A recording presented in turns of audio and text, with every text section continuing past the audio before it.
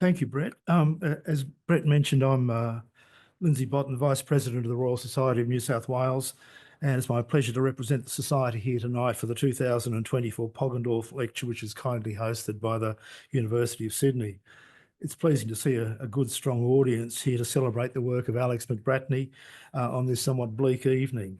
May I also begin by acknowledging the traditional custodians of the lands on which the University of Sydney stands, the Gadigal people of the Eora Nation, and pay my respects also.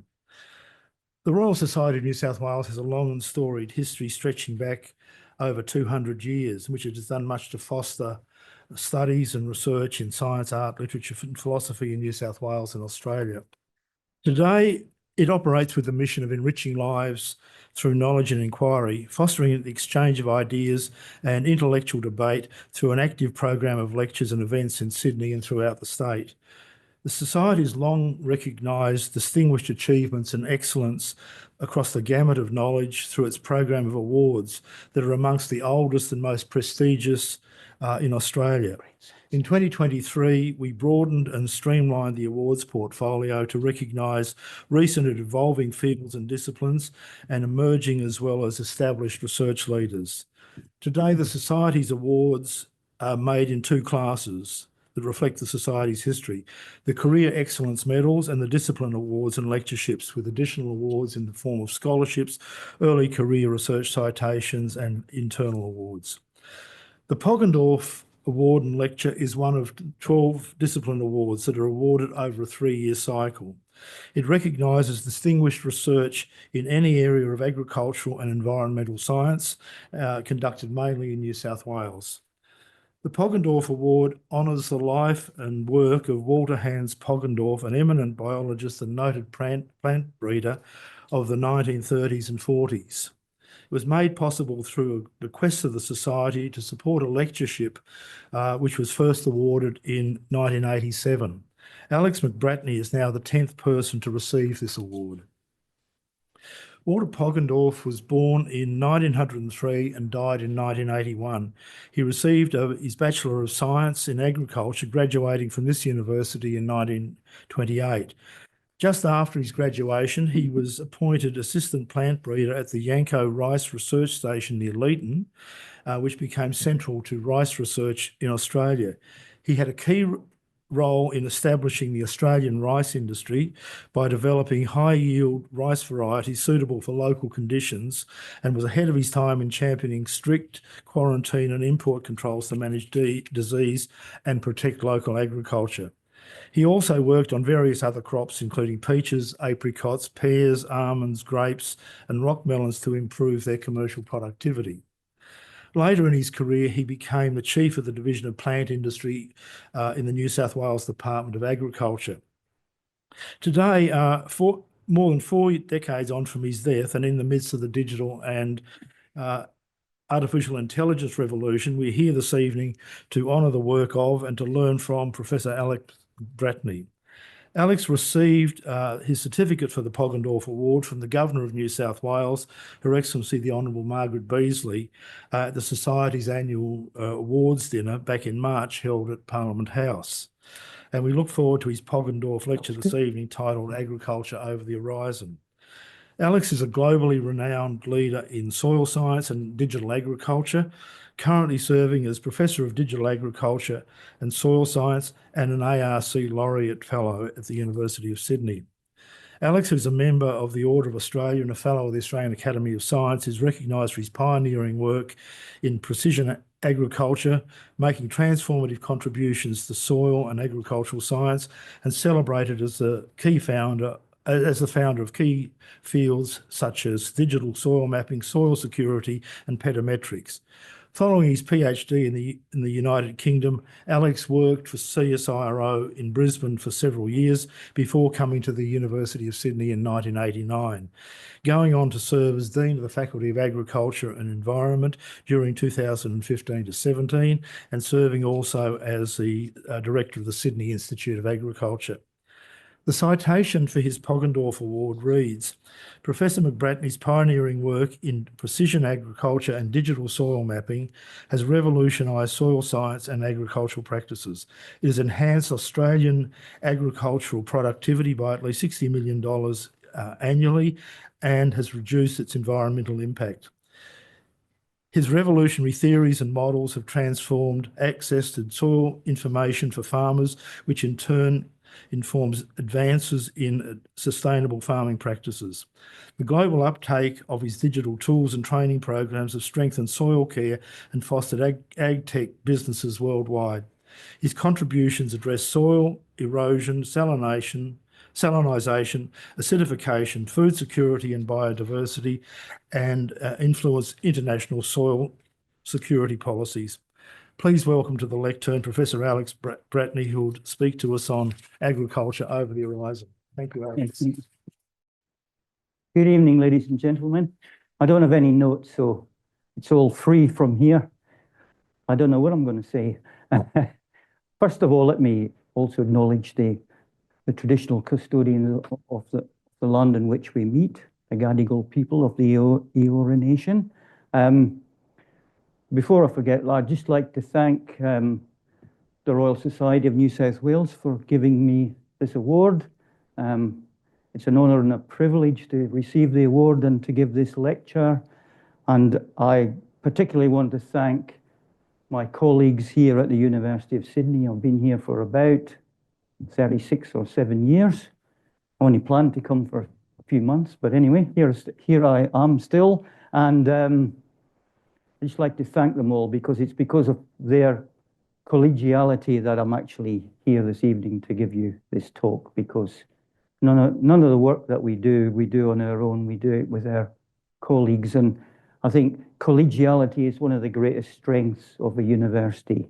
And we must never, ever forget that, I think. Tonight, I'm going to talk to you about agriculture over the horizon. So I'm talking to you about agriculture and not so much about soil science, because I thought, given the nature of the lectureship and where it came from, why it was set up in the first place, I thought it would be interesting to talk about agriculture and where it might be headed in the future. But to go back a little bit in time, this is a picture of the Faculty of Agriculture in 1926, so 99 years ago. And this picture was taken at the front door of this building, which is why I wanted to do the lecture in this building. And of course, the person who's got the yellow arrow next to them is indeed Walter Poggendorf, who's standing there as one of the undergraduates in the faculty in 1926. And as we heard, he graduated a year or two later and went off to be a famous plant breeder.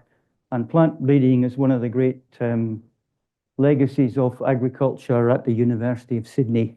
There are many famous people in this picture, by the way, and I'm not going to talk about them now, but I listened to a lecture yesterday which was about the 80th anniversary of the wheat cultivar called Gabo, which made wheat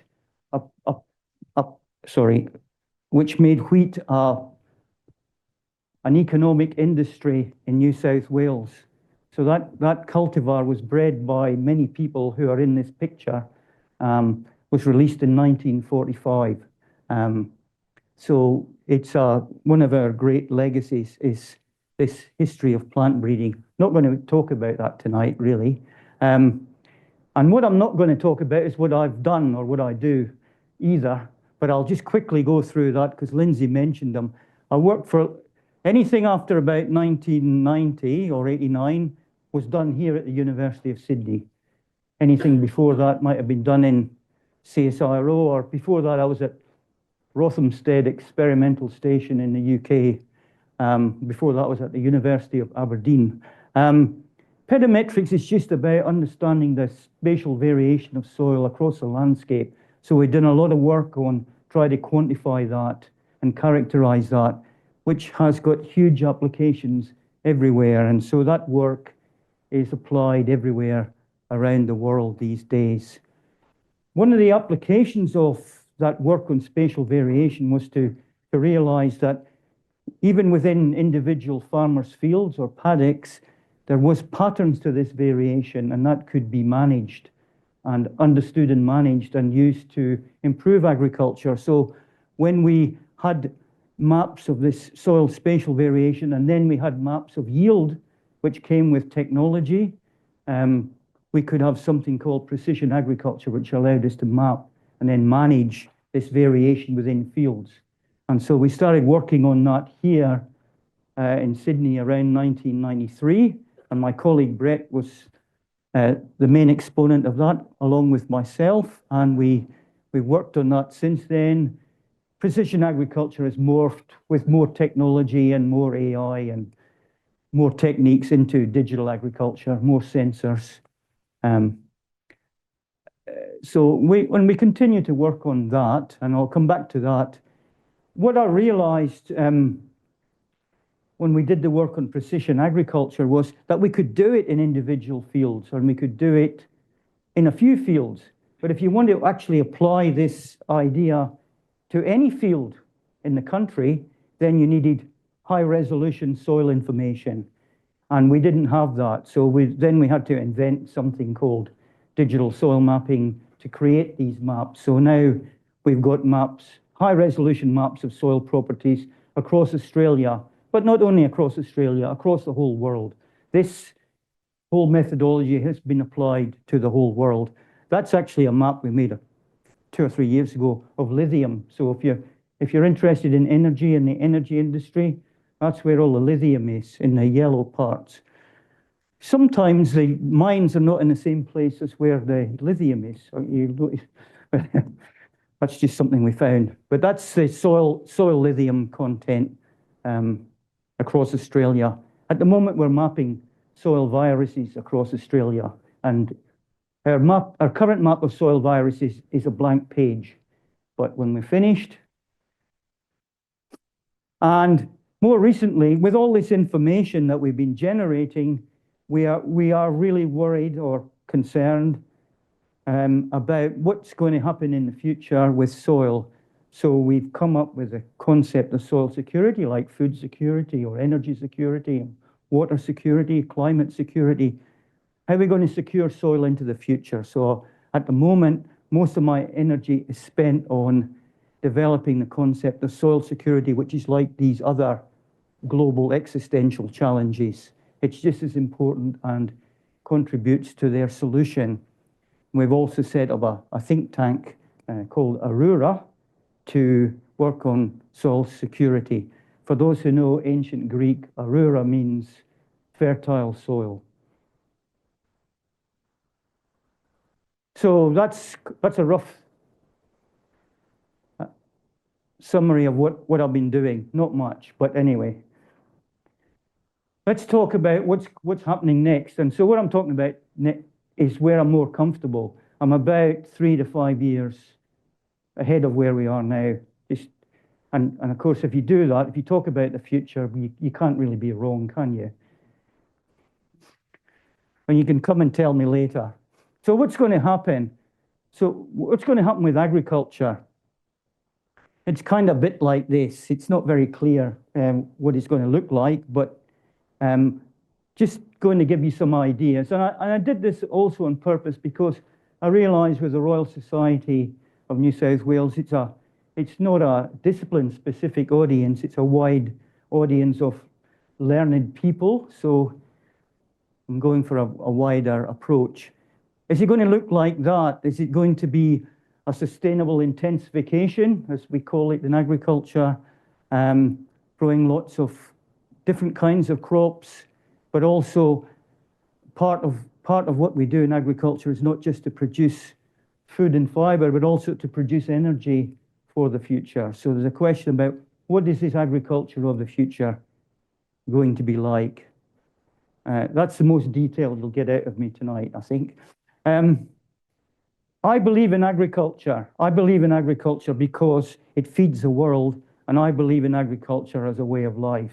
And I come from an agricultural background. In the old days, the first president said this: agriculture is the most healthful, most useful, and most noble employment of man. So I wonder if the current president thinks that. Now, I just want to give you a quick snapshot about Australian agriculture to remind you about it. It uses about 431 million hectares of our continent. It produces about $90 billion of value and about $70 billion of export. It's an important sector of the economy.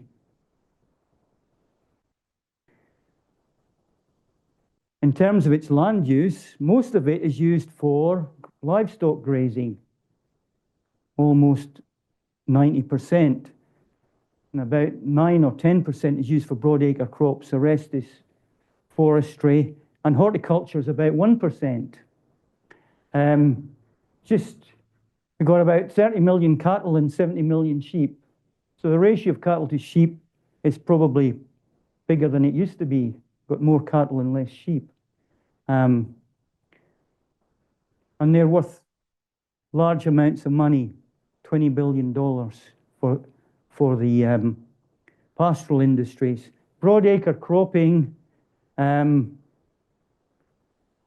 uses about 9% of the land and produces these kinds of values. Wheat is the biggest, 8.8 billion.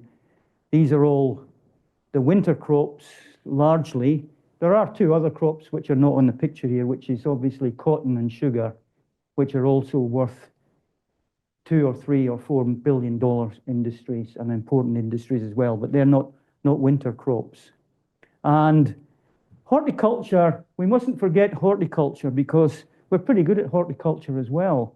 It only uses about 1 million hectares, but its value of production is much higher, where it might be a few $100 in broadacre cropping. It's $17,000 per hectare in horticulture.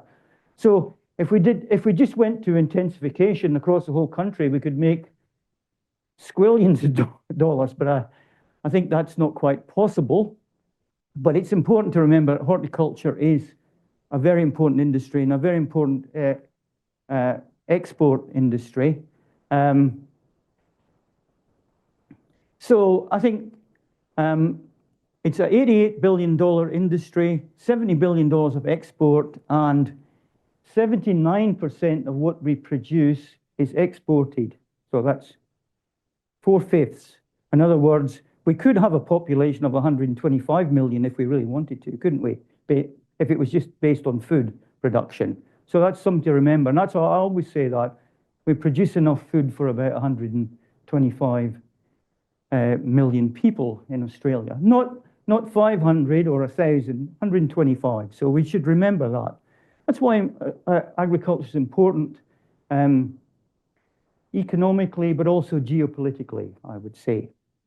And I think the other thing I'd like, most of you know, but I'd like you to remember or realize again, that Australia is actually good at agriculture, and Australian farmers lead in many aspects of agriculture.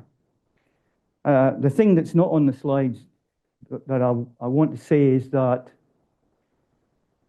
unlike most developed countries in the world, particularly in North America, US and the European Union, even the UK, agriculture is not heavily subsidized by government. It's actually pretty much free market in this country. And that makes it very competitive. So that's an important thing to remember. We do all of this stuff in free market. The investment from government is largely in terms of R&D, in terms of research and development, not in terms of handouts to farmers. So we use research and development technology to give us our competitive advantage. We are global technology leaders. We have the most technologically advanced farmers in the world. And people take up technology because they need to remain competitive. When we look at precision agriculture, we were very early adopters of global positioning system guided machinery, which helps us to map out where everything is on the farm and do that optimization I talked about earlier. And we do have research excellence. We do have world-class digital agriculture research. Some of them are here tonight. And we also have a growing ag tech startup ecosystem happening. And I predict that that will become a $30 billion a year industry, because that's going to grow, and we're good at that. We know how to do that, and that will grow tremendously. But we do this agriculture in a challenging environment. It's challenging to do agriculture in Australia because we successfully farm across the world's, probably the world's most variable climate. We've got a huge continent and climate varies all over the place. We're good at innovating with water management. We have some world-leading water efficiency technologies. And even our broadacre cropping that's not irrigated, the water use efficiency of our agriculture is much higher than in the rest of the world. We have relatively low rainfall or high evapotranspiration, but we produce crops with very little water. And that's one of the major successes, I think, of Australian agriculture is the water use efficiency. And we have a production diversity. We successfully farm from the south of Tasmania to the north of Queensland into the Northern Territory and do it successfully all over the place. So we've adapted and we're resilient. But there are environmental challenges, and they probably are intensifying, and they need to be addressed.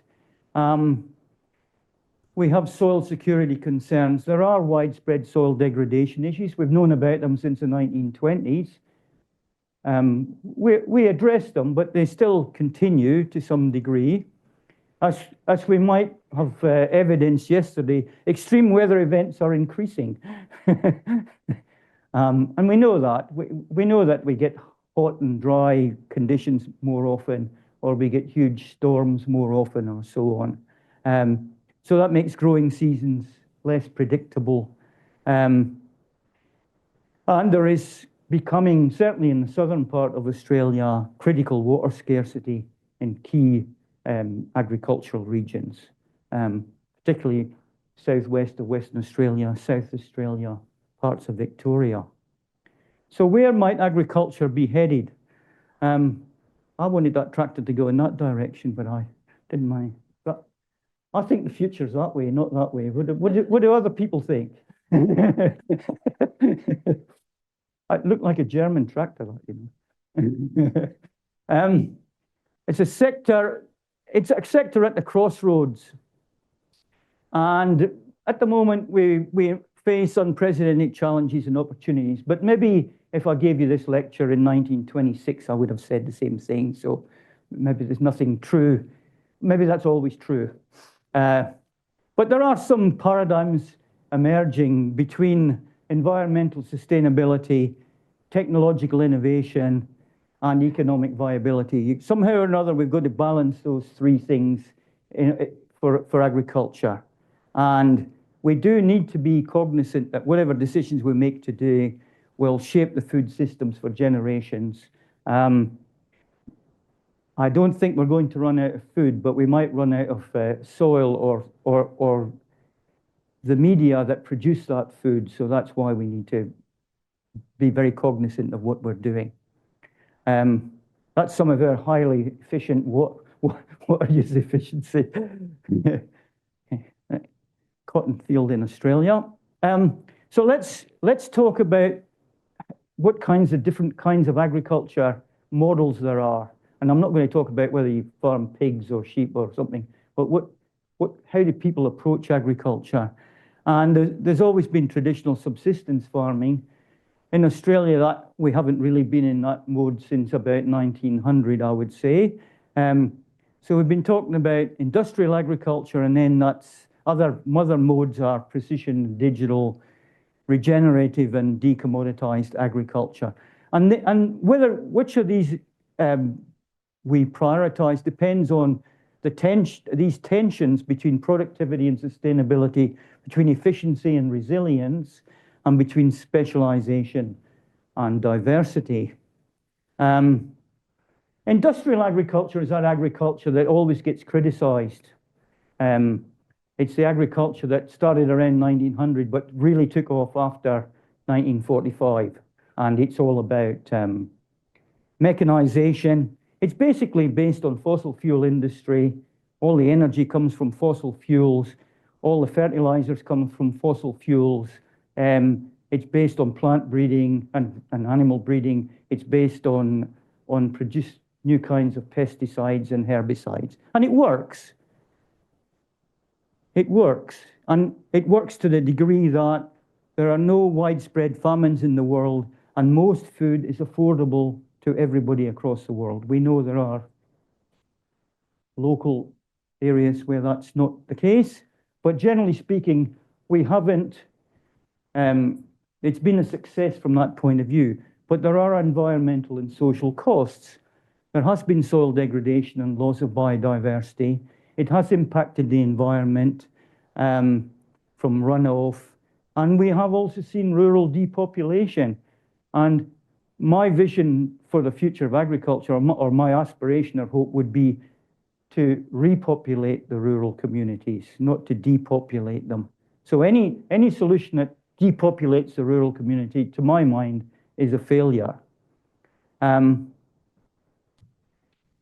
So what emerged in the 60s, 70s, 80s was the idea that growing crops all the time, plowing the land all the time, you were losing particularly carbon, soil erosion, and so on. So we moved to reduced or no-till farming practices, so minimal soil disturbance, permanent soil cover, so crop residues left on fields after harvest, and crop diversification through rotation. That's been another success. You know, New South Wales these days will grow, you know, wheat, canola, chickpea in rotation, and they all do good things, and they all good cash crops. Australia has been the best advocate, uptaker of conservation agriculture in the world, and our uptake of that is so much greater than in the US or in Europe, and we continue to do that. And that's part of the reason why we're water use efficient, because by doing this, you store water in the soil, and it's got less chance of evaporating. In the 1990s, when Brett came to work with me, we had GPS that was available for the public to use, as opposed to the defense forces.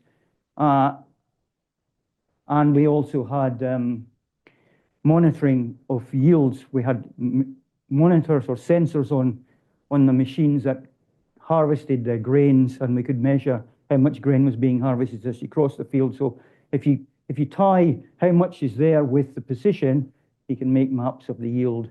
And we can do the same thing. We had sensors, geophysics, to do soil mapping. So we could put it all together, give us precision, and then digital agriculture. So field mapping revealed spatial variability, and we spent a long time learning about that. And either through more traditional statistics or later into machine learning techniques, we could predict some pest management needs, particularly through weeds and other pests. We could sense and identify pests and diseases technologically, and we could learn how to optimize inputs. So what you want to do in precision agriculture is to produce the same amount of yield, but use less inputs, and therefore you have less environmental impact. So data analytics guide precise decision making. So put that together, you get precision and digital agriculture. So that transforms farming to some degree. And we've been pretty successful at that in Australia. The uptake has been really quite good. Regenerative agriculture is something you hear about a lot these days. It's largely in the livestock industry, but the real application of it has to actually be in the cropping industry if it's actually going to have impact. But the idea is to actively regenerate ecosystem health.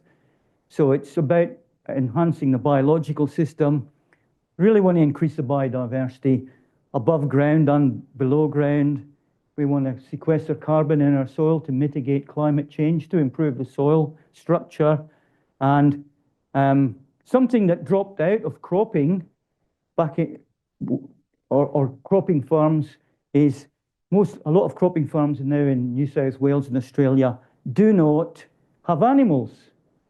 And so there's this question about whether you want to bring animals back into the cropping system because of better nutrient cycling and so on.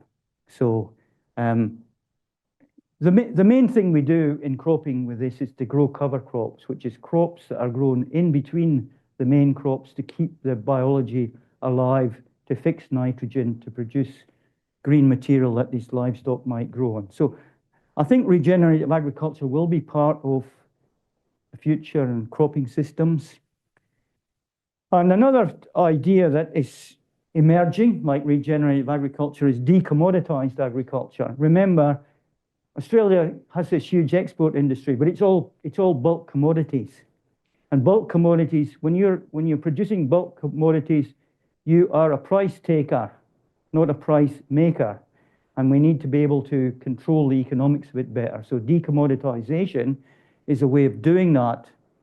So some ways to get at that is direct producer-consumer sales models. We all know about farmers markets, but online platforms. So Amazon becomes Murray River or whatever, another river, but selling agricultural products. We want quality and provenance over commodity standardization. On a farm, you produce different qualities or different kinds. They're all niche. If you think of those as niche products, and if you can differentiate them on location and so on, there's a possibility of getting a premium for those niche products. So that's the idea of decommoditization. So the value added processing at farm is about on-farm transformation of the product. Giving it the right label is one of those transformations, and it's a way of increasing farm revenue without actually necessarily having to produce any more. It's the kind of the weightless economy idea. So it's about, in the end, decommoditization is about high quality, provenance, niche products direct to the consumer. But the idea is not to do that as a specialization, but to be able to do that on any farm, on any field, for any product.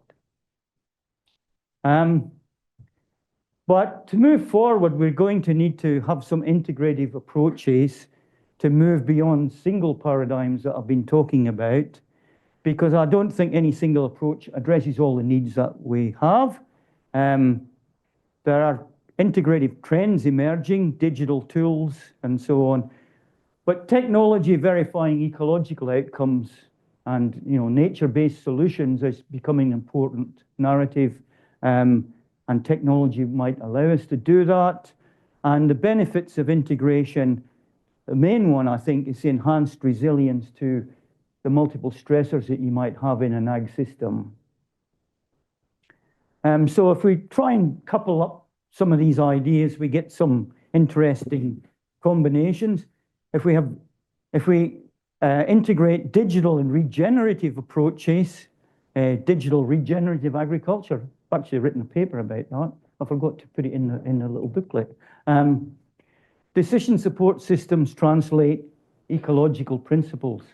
That's one. So technology can enable complex ecological management.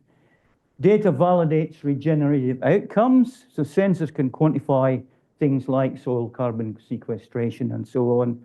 And precision tools or digital tools can optimize resource use. You might be doing regen ag, but you still want to optimize your inputs or minimize your inputs. So precision tools become important. So this combination of digital and regenerative will be part of the future, I have no doubt. Regenerative decommoditized market synergies. So here you're trying to capture the value from ecological benefits. So you're trying to do farm to fork, or you're trying to get consumers willing to pay for regenerative practices because they think they're ecologically sound. Certification systems document those practices, and there's a direct relationship fostering loyalty beyond price. And part of the decommoditization idea is to connect the producer to the consumer and the consumer to the producer, the thing that we lost when everybody walked off the farm and went to the cotton mills or wherever they went,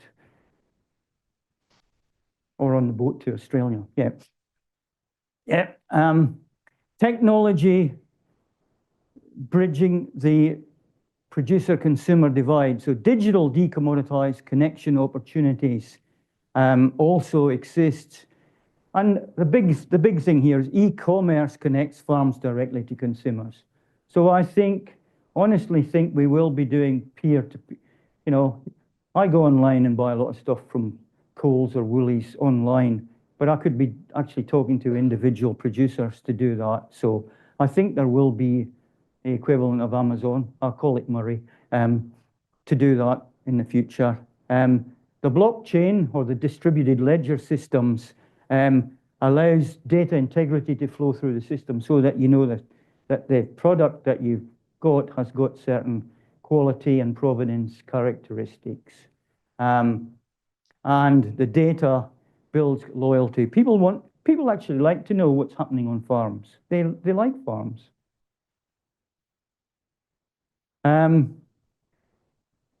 Agriculture is at the nexus of the what I call global existential challenges. So there are all these existential challenges: climate, food, energy, human health, ecosystem, biodiversity, water security, and soil.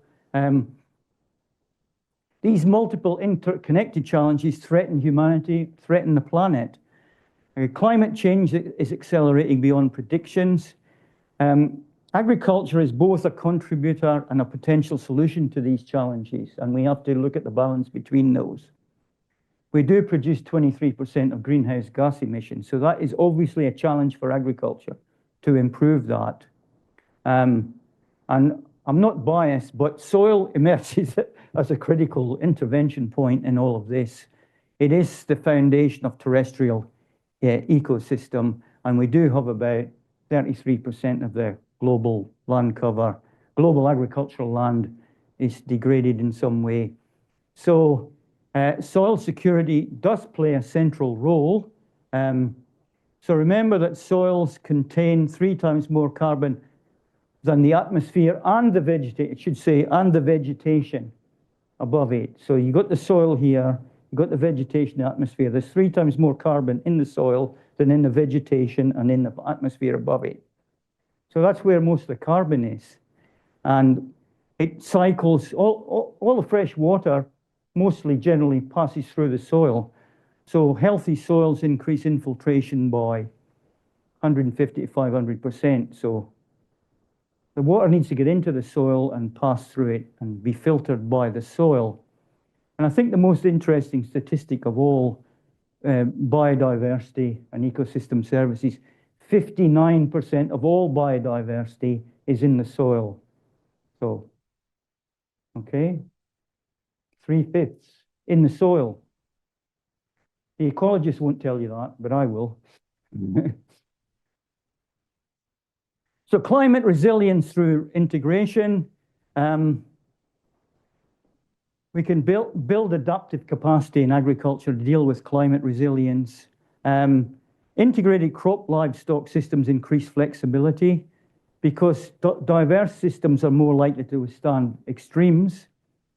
With data forecasting, we can improve adaptation. So those predictive analytics we talked about earlier anticipate weather patterns. So predictive analytics, digital agriculture is quite important. And soil condition and health, soil in good condition, buffers climate impacts. And so healthy soils, soils that have got good structure, high carbon content, can reduce drought vulnerability by 50%. There are obviously economic viability challenges to developing a new agriculture. There's always transition costs. You need new technology, new equipment. But if you can develop premium markets, you can offset any negative consequences. And regenerative products command a higher price. But we might need new business models of blended finance or risk-sharing arrangements to create this new agriculture.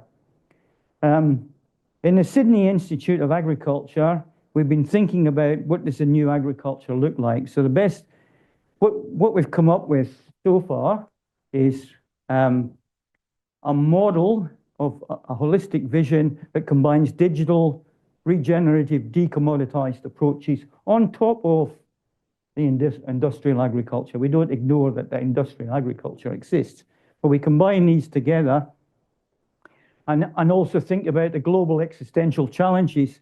So we came up with a 3N model for agriculture for the future.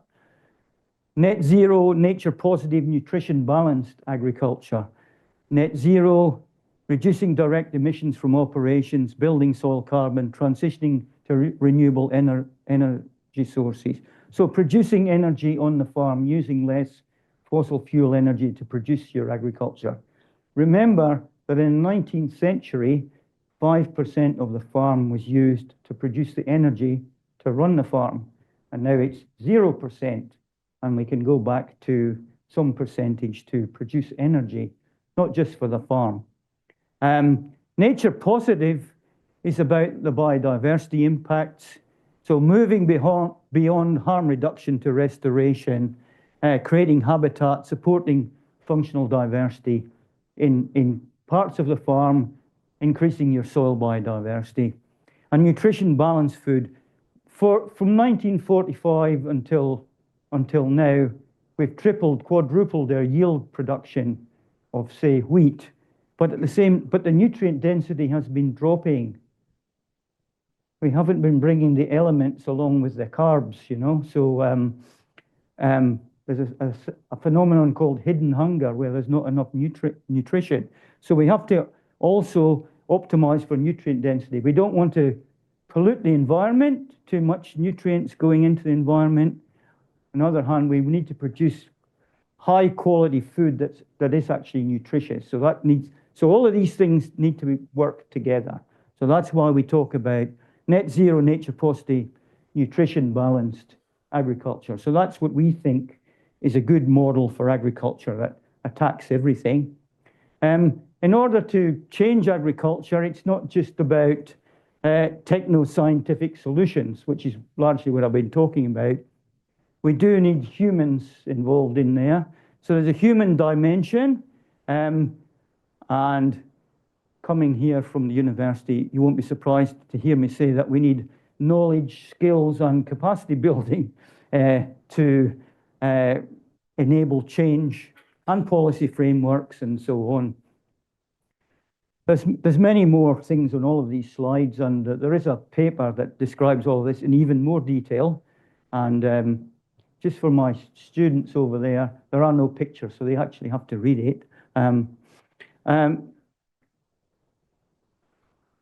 So successful transformation requires multi-stakeholder engagement. It's not just about the farmers, it's about all of us, because all of us partake in the food sector. And so we all have to be involved in this transformation. But it will require some cross-sectoral coordination. And to build capacity for complex systems. So there's no doubt in my mind that this new agriculture will be more complex, more sophisticated, has to be. So that will require a higher level of knowledge and skills. I don't think it'll all be AI. I have to say, when I was a kid, AI was something completely different. It was artificial insemination when I was a kid. But anyway, it's changed apparently. They don't do it that way anymore. Ecological management requires training. So if we're going to go from the agronomic model that we understand to bringing a lot more ecology into the thinking, we're going to need some systems thinking to be brought in. So that's more complex, and that needs to be trained. There's no doubt it's going to be digital. So there's going to need to be high levels of digital literacy, and we need to build that, those technical skills for that technology adoption. And if it does become more decommoditized, which I hope it does, we're going to need to know more about direct consumer communication strategies, both for the producer and the consumer. Both sides need to know how this thing works. So there's marketing skills, knowledge skills to be gained. So there's a lot of knowledge and skills gaps that will be required. And we will need new policy. This is the policy lab here. Oh, that's why we're here. This is the policy lab. Because we have to align the incentives with the outcomes. So we will need some policy reforms, and there are opportunities.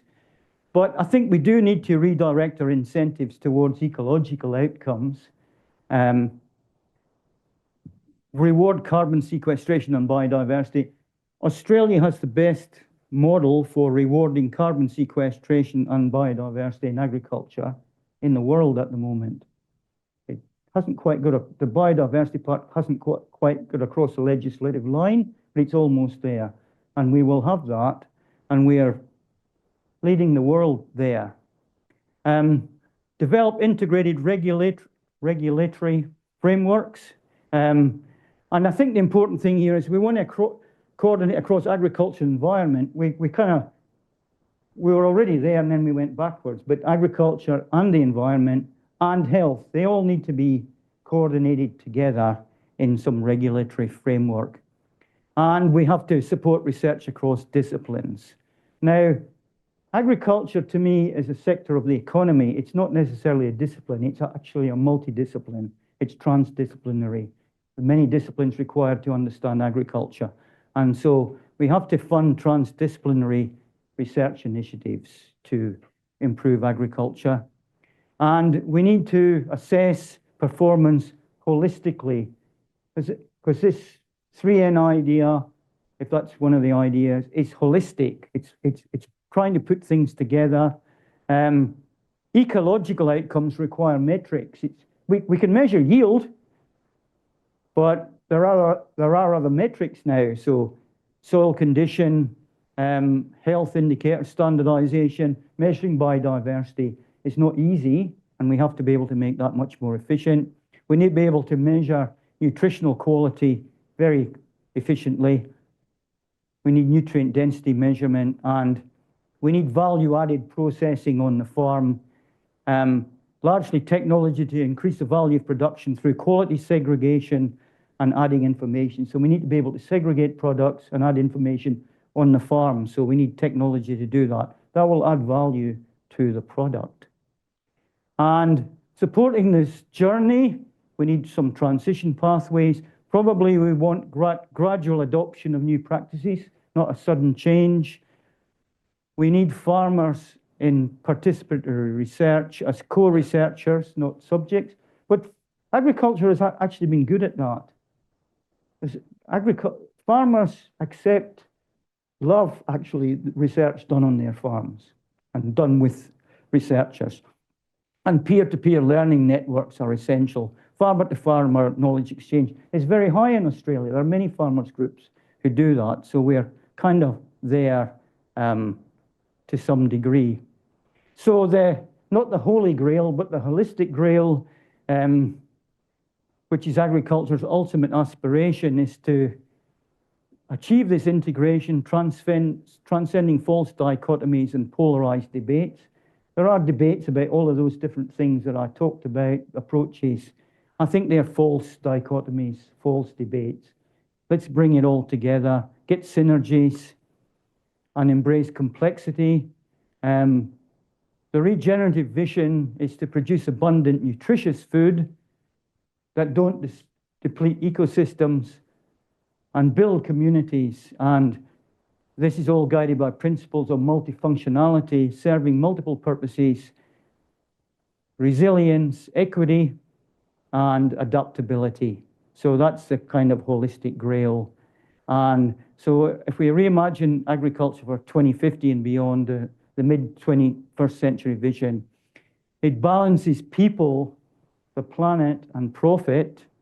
It integrates technology with ecology, and it reconnects producers with consumers. And we want all of that at the same time. And 3N agriculture might be that approach, or it might not. Thank you.